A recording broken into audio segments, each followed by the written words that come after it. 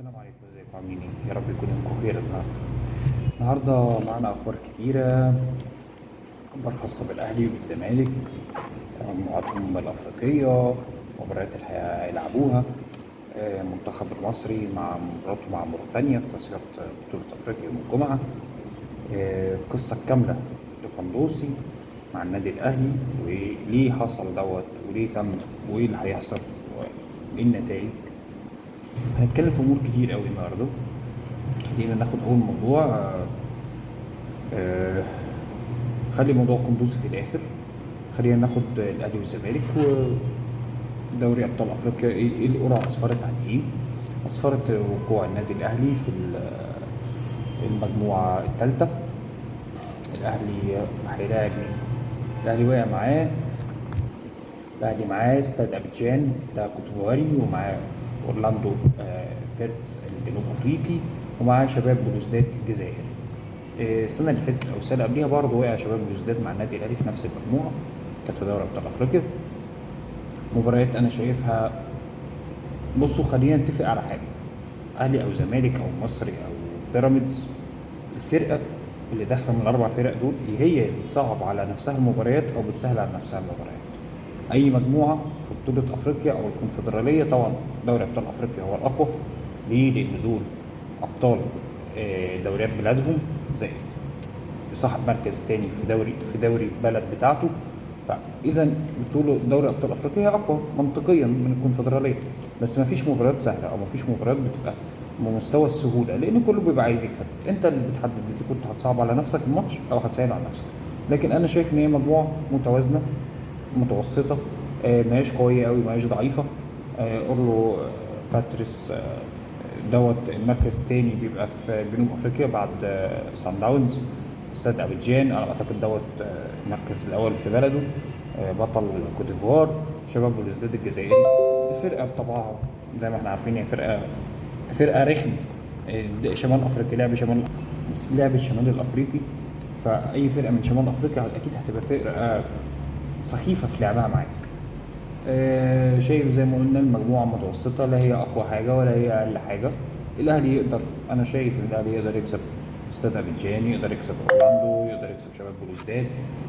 الموضوع بالنسبة له سهل لو هو حطه في دماغه من الأول وخلص المباريات دايركت على طول زي ما كان ما بيعمل. بس هي مشكلة الأهلي إن هو متعود لما بياخد البطولة بيصعد بصعوبة من مجموعته، وبعد كده بيعمل أداء وطفرات مستوى على النقيض تماما خالص. غير السنه اللي فاتت بس هي اللي كان الاهلي كان متصدر، الاهلي كان مخلص، الاهلي كان صعد من بدري، كان بالشكل دوت الامور كانت واضحه. دي بالنسبه للنادي الاهلي ما عندوش مشكله، مش شايف ان عنده مشكله. هنخش في نادي الزمالك. نادي الزمالك وقع مع مين؟ نادي الزمالك وقع مع المصري بورسعيدي، وقع مع انيمبا، وقع مع بلاك بولز. دي الفرق اللي وقع معاها في الفرق الكونفدراليه. طبعا هو حامل اللقب الزمالك. برضو انا شايف نرجع نقول نفس الكلام، انت اللي بتصعب على نفسك او انت اللي بتسهل على نفسك. بس باداء نادي الزمالك المتناقض اللي كان قبل مباراه السوبر قصاد النادي الاهلي، لعب مباراه 32 كسب 1-0 فريق اسمه بوليس، كسب 1-0 بالعافيه هناك، كسب هنا 2-1 بالعافيه هنا في القاهره، كسب الاهلي. المباراه كانت مقفوله وفي عقم تهديفي، وكانت مقفوله تكتيكيا وفنيا، ما كانتش احسن او افضل حاجه. بس في الاخر هو رجع، الزمالك رجع وكسب بطوله السوبر الافريقي.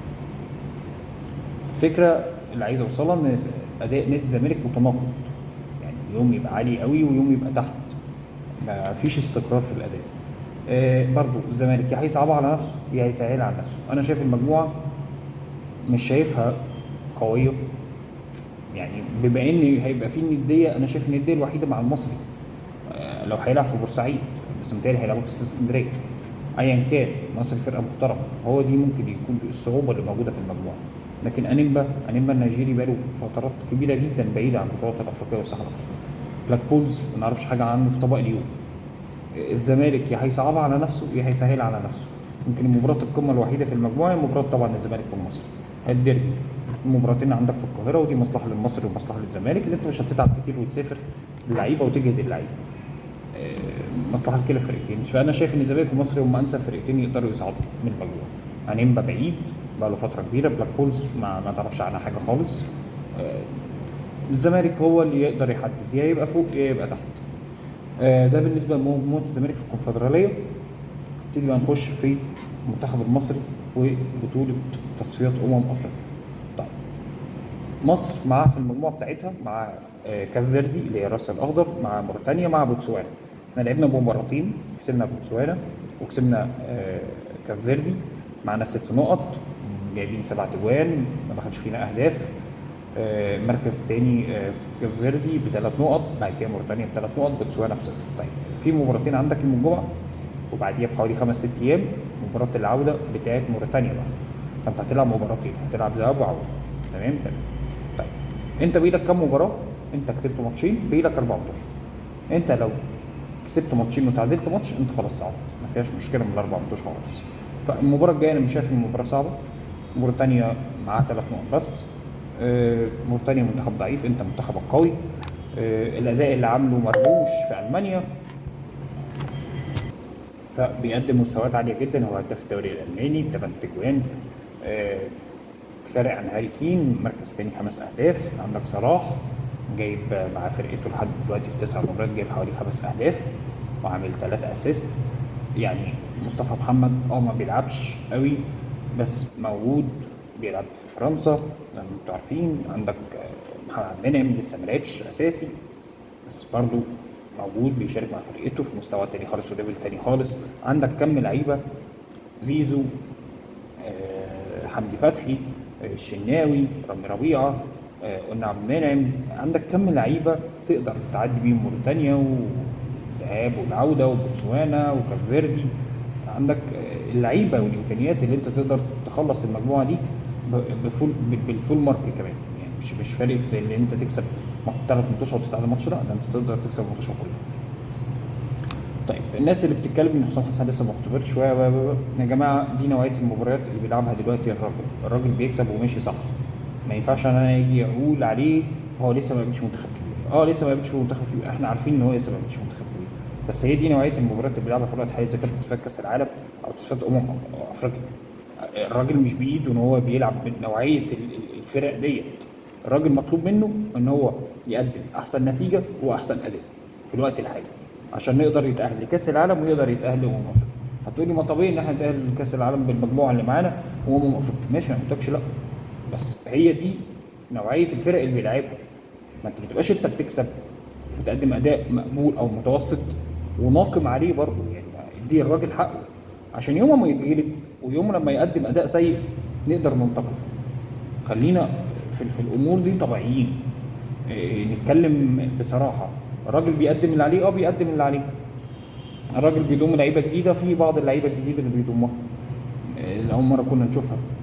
شحاته في المنتخب، كوكا في المنتخب وغيرهم، وفي قلب دفاع اسمه خالد. في بعض اللعيبه اللي ما كناش شايفينها قبل كده ابتدينا نشوفها. شوبير في المنتخب، كان حمزه علاء قبليه في المنتخب. الراجل بيحاول يقدم التشكيله اللي تساعده واللعيبه اللي تساعده، وفي نفس الوقت بيحط بعض العناصر الجديده. عمره ما يحط لك 5 6 7 8 لعيبه عناصر جديده في المنتخب. ممكن يعملها في البطوله العربيه، لان اكيد ان في البطوله العربيه الجايه اللي هي في شهر 12 او شهر 1 دي هتبقى في قطر، اكيد اللعيبه الدوليه مش هتبقى معاه. ممكن يقدم لك اكتر من 5 6 7 8 9 وجوه جديده في المنتخب، وارد جدا. فخلينا ما نسبقش الاحداث. الراجل بيعمل نتائج كويسه، الراجل بيقدم اداء كويس، هو ده المطلوب منه في الوقت الحالي. لما نخش بقى كاس العالم ونخش بقى افريقيا نبقى نشوف القصه فيها ايه، ساعتها يبقى فيه كل وقال كلام تاني. بس ده بالنسبه لمنتخب مصر. اخر حاجه معانا النهارده موضوع قندوسي، الموضوع كامل. طيب بص، الكلام ده مش هتسمعه غير هنا. انت اوريدي سمعت كلام كتير، اوريدي سمعت ان القندوسي على حق، اوريدي سمعت القندوسي كذاب، اوريدي سمعت ان امير على حق، اوريدي سمعت ان امير كذاب و طب الحقيقه فين؟ الحقيقه قندوسي، واللي كتير ما يعرفوش او انت ما سمعتوش، طلب بعد نهايه الموسم اللي فات اللي هو لسه خلصان من شهر ونص، لما لقى ان هو بتتجدد الاعاره والاهلي مش عاوزه للمره السنه الثانيه على التوالي، طلب من بعض مسؤولي النادي الاهلي ان الراجل يفسخ عقده ويمشي بالتراضي. تم رفض طلب الراجل. طيب، الراجل تم رفض طلبه ان هو يمشي. الراجل شايف ان امكانياته تسمح له ان هو يلعب في النادي الاهلي بغض النظر عن الحته دي. الراجل قدم مستوى او موسم مميز جدا مع فريقه اللي بيلعب فيه في الوقت الحالي سيراميكا كليوباترا. طيب طلع في احد البرامج طلع اتكلم عن مشكله لاعب تاني هو رمضان بن عاد. الاهلي كان بيحاول يتعاقد معاه وما تمش التعاقد، هو لعيب جزائري ما تمش التعاقد وفشلت الصفقه والراجل طلع بره احترف بره. طيب وراح على ما اعتقد بلجيكا او بلجيكا. طيب قندوسي طلع حكى مشكلته، قال ان في الراجل دوت مشكلته باظت او الصفقه دي باظت مع النادي الاهلي عشان كان في بدل الوكيل. كان الاهلي بيحاول بدل وكيل اللاعب اللي اسمه بالعيد، لا الاهلي كان بيحاول يصر ان يحط وكيل هو اللي يبقى موجود في القصه غير الوكيل اللاعب نفسه. تمام. طيب انت دخلت في امور كده ذمم. يعني ايه ذمم؟ يعني انت كده بتقول ان امير توفيق ليه مصلحه ان يبقى فيه وكيل تاني موجود غير الوكيل اللاعب، او النادي الاهلي ليه مصلحه ان يبقى فيه وكيل موجود تاني. عمولات، يعني قصه عمولات وفلوس دخل، او عمولات بتتقطع من عقود يعني انا النهارده لاعب كوره، فانا النهارده متفق مع النادي ده ب 20 مليون، هيدفع معايا 20 مليون، فبما ان في وكيل تاني داخل في القصه فانا كمان من ال 20 مليون بتاعتي دي بخرجها ليه. فانت دخلت كده في ذمم ماليه. تمام. طيب اولا انت لو عندك مشكله زي كده، اولا هي مشكله مش مشكلتك، هي مشكله لاعب تاني انت بتحكي عنها في وقت غريب. يعني ليه اشمعنى في التوقيت ده طلعت قلت الكلام ده؟ بما انك عارف اللاعب ده وبما انك ان هو زميلك واصحاب وتعرفه اشمعنى النهارده قلت الكلام ده في التوقيت ده؟ ليه ما قلتوش ساعه الصفقه لما فشلت؟ دي حاجه تانية. انت لو عندك مشكله ما تخش تقولها في الغرف المغلقه. ليه على الملأ؟ ليه على الساحه؟ ليه ان الجمهور يسمع كلام زي ده؟ دي نقطه تانية. انت لو عايز تحل مشكله مقابلاك يوم ما هتتكلم فيها مع المسؤولين خاصين بالمشكله نفسها، مش هتطلع على الملأ تقولها. دي تاني نقطه. تالت نقطه رد الفعل. اللاعب نفسه اللي اسمه بالعاد، رمضان بالعاد، طلع شكك في اللي قاله القندوسي. كتب تويته قال لك انا من الاكونت الشخصي بتاعه، قال لك النادي الاهلي كان بيعاملني معامله مميزه وما كان فيه كل الاحترام وما حصلش الكلام ده. والده طلع مع احد الاعلاميين ابراهيم فايق وقال نفس الكلام.